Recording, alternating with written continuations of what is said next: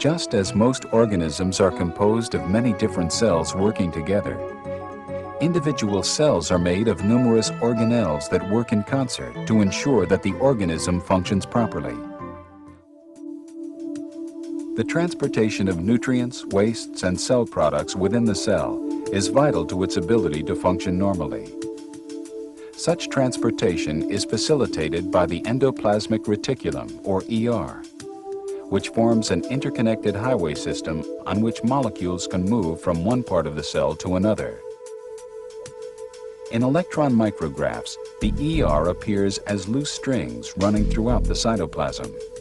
These structures are actually delicate membranes of sacs and tunnels. There are two different types of ER.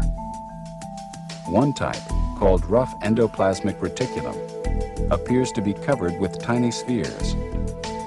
Rough endoplasmic reticulum extends from the nucleus and is indeed covered with small structures called ribosomes, which are responsible for the rough appearance.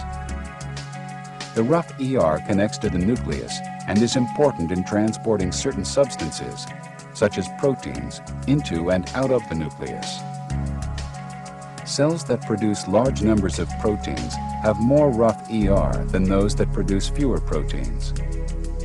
In addition to providing a surface area for ribosomes, rough ER serves as a storage area for newly synthesized molecules.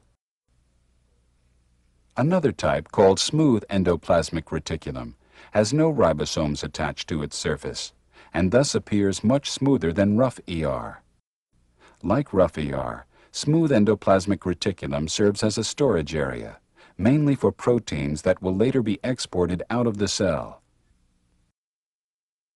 Ribosomes are the most numerous structures in the cell that may or may not be attached to the rough endoplasmic reticulum.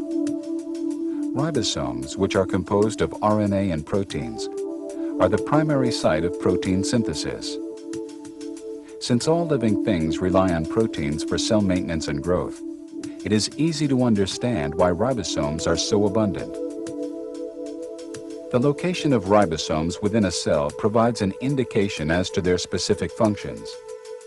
Those located on the rough endoplasmic reticulum synthesize proteins that will eventually be used in the cell's plasma membrane or exported out of the cell.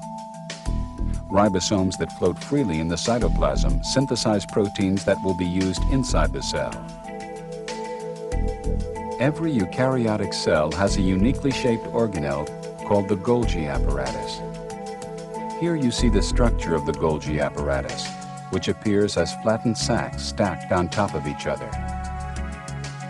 The Golgi apparatus sorts, processes, packages, and delivers proteins and lipids throughout the cell.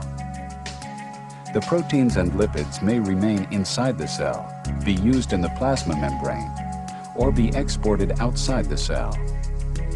Thus, cells that produce high quantities of proteins and lipids have a very extensive Golgi apparatus. Lysosomes are membrane-enclosed vesicles that form in the Golgi apparatus. They may contain over 40 different powerful enzymes that enable the cell to digest and destroy large molecules. Lysosomes help white blood cells destroy foreign substances, such as viruses and bacteria that invade the body. Lysosomes also recycle older or damaged organelles. By engulfing selected organelles and digesting them with powerful enzymes, lysosomes return the digested components to the cytoplasm, where they can be reused. This process helps the cell to continually renew itself. Some organisms use lysosomes to break down food molecules that have been engulfed by their cells. For example, amoebas eat by engulfing small prey or food particles. Once inside the cell, small food vacuoles containing the captured substance fuse with lysosomes, which release their digestive enzymes. You may have heard the mitochondrion referred to as the powerhouse of the cell. This important organelle generates energy in the form of ATP to keep the cell alive. Some cells may have one large mitochondrion. More often, however, cells contain hundreds or even thousands of mitochondria. Cells that require more energy, for example, kidney, liver, and muscle cells, have many more mitochondria than cells that require less energy. Structurally, mitochondria vary in size and shape. However, all mitochondria have two membranes, an outer membrane, which is smooth, and an inner membrane, which is arranged in a series of internal folds called cristae. The many folds of cristae provide an enormous surface area where vital chemical reactions occur. This chemical activity, in turn, provides energy for the cell. Mitochondria are semi-autonomous. That is, they can grow and self-replicate within the cell. Each mitochondrion contains its own ribosomes and a small amount of DNA. Interestingly, mitochondria resemble bacteria in size and biochemistry. And some scientists believe that eukaryotic mitochondria evolved from ancient bacteria.